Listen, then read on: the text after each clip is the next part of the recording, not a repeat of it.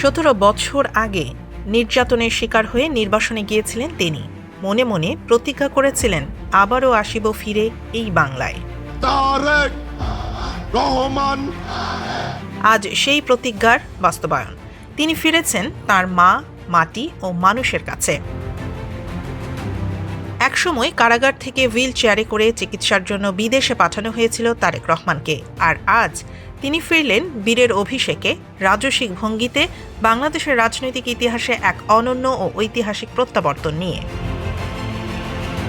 1.5 যুগের নির্বাসিত জীবন শেষে যুক্তরাজ্য থেকে ঢাকায় পা রাখতেই শুরু হয় জনসমুদ্র। মঙ্গলবার বেলা 11:15টায় শাহজালাল আন্তর্জাতিক বিমানবন্দরে অবতরণ করে বিমান বাংলাদেশ এয়ারলাইন্সের BG202 ফ্লাইট। সঙ্গে ছিলেন সহধর্মিণী ডাক্তার জুবাইদা রহমান ও কন্যা জাইমা রহমান। উষ্ণ অভ্যর্থনা শেষে বেলা 12:30টায় তিনি নেতাকর্মীদের সঙ্গে বাসে করে রওনা হন 300 ফিটের পথে। ধীর গতিতে সেই গাড়িবহর সমাবেশস্থলে পৌঁছাতে সময় লাগে প্রায় 3.5 ঘন্টা। বাসের সামনে দাঁড়িয়ে হাত নেড়ে দুই পাশের অপেক্ষমান জনতার ভালোবাসার জবাব দেন তারেক রহমান।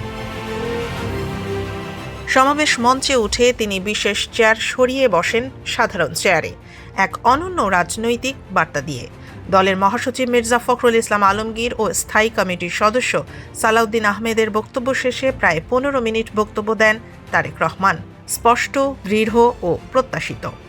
আমার সামনে উপস্থিত প্রিয় ভাই ও বোনেরা এবং মিডিয়ার মাধ্যমে সমগ্র বাংলাদেশ থেকে যারা দেখছেন এই অনুষ্ঠান, প্রিয় ভাই বোনেরা, প্রিয় মা বোনেরা, আসসালামু আলাইকুম।